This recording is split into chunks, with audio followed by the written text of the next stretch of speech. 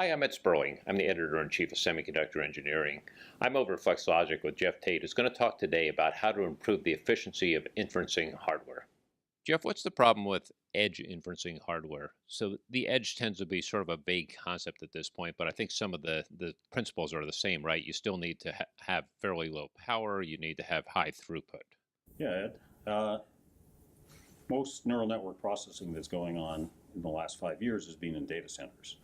Training with GPUs and now inference with the leading product being from NVIDIA. So there's $1 billion plus revenue in the data center. Inferencing, which is running the models, not training them, is now moving out to the edge. The very first devices are starting to come up where you need single-digit watts and maybe double-digit dollar chips. And they're trying to do things like object detection and recognition. The market is just starting, but it's predicted to be a multi-billion-dollar market in the near future. We don't even know how big this market's is going to be, right? This is where all the data will be produced that will eventually be sent up to the into the data centers. But at the same time, some of this has to be processed locally because there's too much to move. Yeah, everybody we talk to says if adoption is broad, that there's just not enough bandwidth to get it all into the data centers. Processing has to be where the data is generated.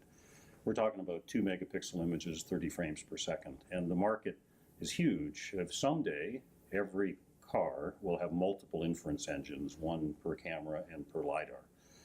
Surveillance cameras, there's hundreds of millions of them. Someday they'll all have object detection and recognition. So the exact rate at which inference comes in is always an unknown, but when you run the numbers, it's going to be $10 billion plus market. Why don't you draw this out for us? Sure. So how do we get to this lower cost, much improved efficiency, lower power, faster throughput? There's actually 4 things that people try to balance, and they're looking for the optimum balance. And we're talking to a wide range of customers, so different people have different trade-offs. Everybody wants throughput. Everybody wants high prediction accuracy. Everybody wants low cost, and everybody needs low power. So what we need to do is balance those and give people the best accuracy, the best throughput at the lowest cost and lowest power. There's no roadmap here, right? This has never been done at this level. The edge has never really existed as a concept other than just sort of a client-server type of approach. Well, you know, inferencing didn't exist at all, not many years ago. So this is all new. And inference engines that exist in any volume today are in data centers. And what happens in data centers are different. It's different models. But more importantly, data centers, remember, are the size of multiple football fields. So it's possible to aggregate workloads into a single processor, and there's ways you can make the architecture more efficient. If you're at the edge, you've got one camera, you've got to process images one at a time, and a lot of current architectures don't do that well. And really the goal here is to take data that is useless and strip that out and figure out what you need and what kinds of conclusions you can draw from the data that is useful, right? Sure, there's many kinds of models. So customers have models for things like lane detection if it's a car. There's LiDAR models. The most popular model people ask us about is they want some variation of YOLO, which is real-time object detection and recognition. It'll look at a large resolution image. The larger it is, the higher the prediction accuracy. And in one pass, it'll detect up to 80 different objects it's being trained for and show you where they are on the screen. And if it runs at sufficient frame rates, you can track those objects as they move around for different purposes. For example, if you're a car, you want to not hit any of them. So how do we get there? Well, there's a lot of approaches people are using, and what we've come up with is a very different architecture from other people. Almost all the inference chips that we're aware of or are being discussed are using some sort of processor DSP VLIW approach with a von Neumann memory architecture. They might have a lot of cores, but they're going to have buses and distributed memory and a lot of contention, etc. Our approach is totally different. It's based on our embedded FPGA technology, which has the advantage of, with an FPGA, we always have non-blocking connections between the memory, where the activations are stored, to the hardware units and back to the memory, so that we can run at much higher utilizations. And we also have an architecture which loads weights in the background, so that we're not stalling for weights, which is critical at batch equals 1. So keep the processors busy and also improve the throughput of the data going through there, right? Right. Everybody's going to have Macs. You got to have lots of Macs. The challenge is to use the least memory and the least DRAM bandwidth in order to keep the Macs fully utilized. Let's drill down into some of the specs here. What are you looking at here? So although we use embedded FPGA inside, as you'll see, what the customer does is program our chip with TensorFlow Lite or Onyx. These are the two major ecosystems. We leverage all the tools that exist. The outputs of those ecosystems go into our NMAX compiler. And today we already have performance modeling tools. If you want to run your models, we can show you exactly how fast they will run and what kind of DRAM bandwidth they'll have on our architecture. Next is the numerics. Our chip can handle integer 8, integer 16, and B float 16. Integer 8 and 16 run at 1 gigahertz. So 1 nanosecond, we run the max. Every Mac completes an operation in a nanosecond, and we have 8,000 Macs on the chip. B float 16 runs at 2 cycles for a Mac, so half the throughput. Third is we have Winograd. So for integer 8, we can accelerate the 3 by 3 convolutions with a stride of 1. Those can be accelerated, and the acceleration factor is 2.25x. And on YOLO v3, that means it runs 1.7 times faster. On ResNet 50, it runs 1.4 times faster. It's transparent to the customer because our compiler takes the model and it knows when it's this kind of convolution, and it'll automatically map it into the Winograd mode. So backing this up a little bit, what you're really doing here is taking a different approach to the normal, we're going to turn up the clock speed, we're just going to add more memory. This is a different way of looking at it, because now what you're trying to do is think about it from the data first, right? Well, we talked to a lot of customers, so we're trying to give them what they need. And the reason we have multiple numerics is because they're trying to get to high throughput, yes, but high throughput with low prediction accuracy is no good. So if you have a model and it's got 100 layers, what the customer tells us is, well, for some of the layers, my prediction accuracy would be, it's critical that these layers run at 16-bit activations. So we can run 16-bit activations at full speed. And even some layers people want to run in floating point. There's other models like speech where they have to run the whole thing in floating point. So by having the ability to mix numerics and having hardware to convert from integer to floating point and back between the layers, customers can get the highest throughput by using as much integer 8 as possible, but using the higher precision numerics where they need to get the prediction accuracy that they're targeting. And this is not just a matter of shrinking the features on a chip and adding density. This is a matter of rethinking the path of the data, what gets processed where, and how it gets processed, right? Yes. Inside our chip, we have a very simple architecture.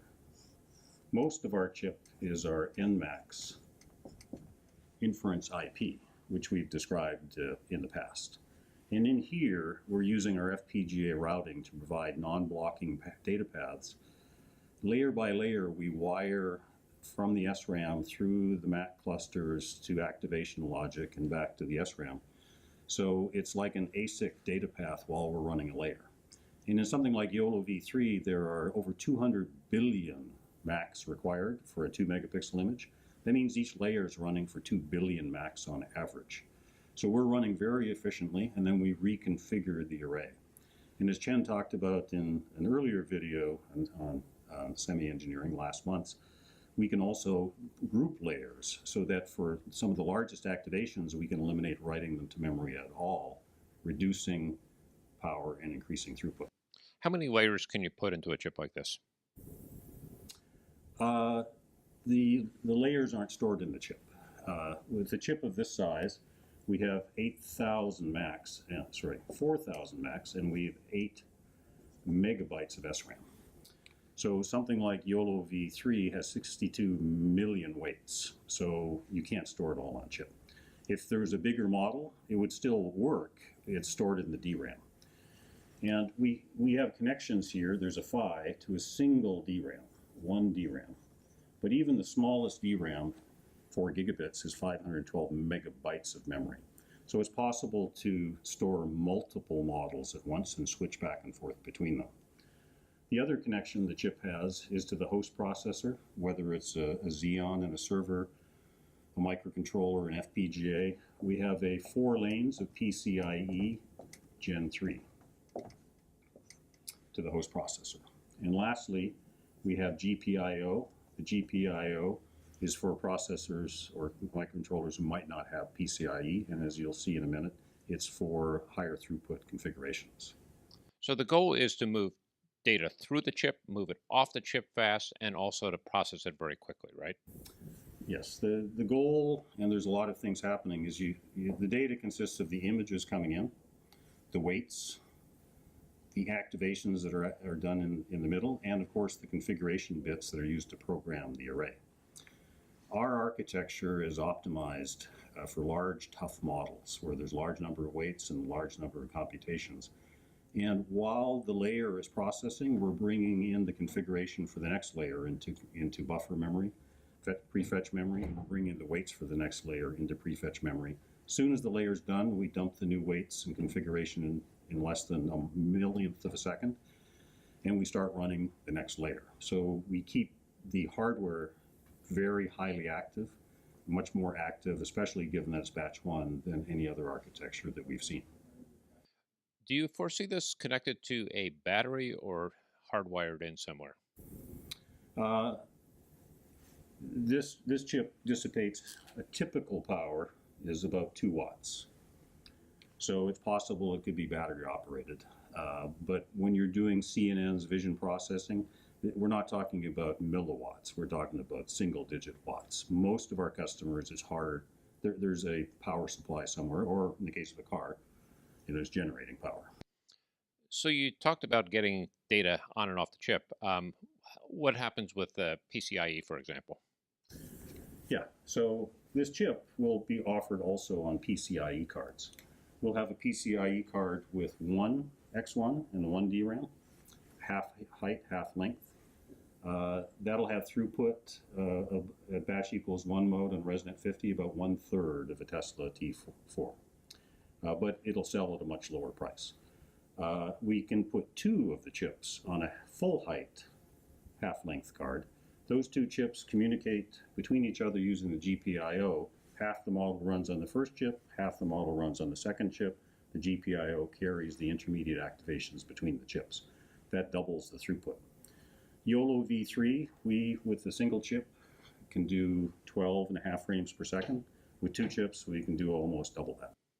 Where does this go in the future? What's the upgrade path in terms of how do you make this run faster, more efficiently? Is this as far as it goes, then you have to do something else, or is there more life built into this? We're not talking about our long-term roadmap, but we have a very scalable architecture. Anybody who wants to can look at earlier videos about our tiling approach.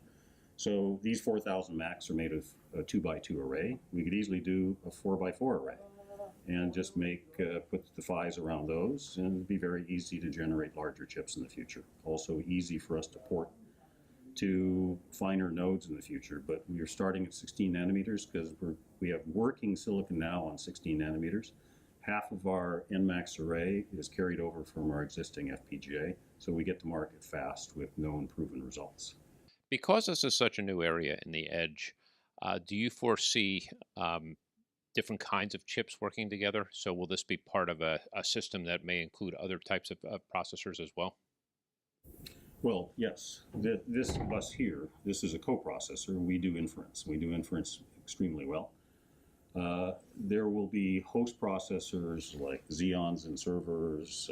There will be microcontrollers, SoCs, set-top box controller chips, a range of people we've talked with. We're not trying to do anything else other than inference, and they need high-performance inference, and we can give them the best solutions. So having this as a coprocessor is the preferable approach for all of our customers.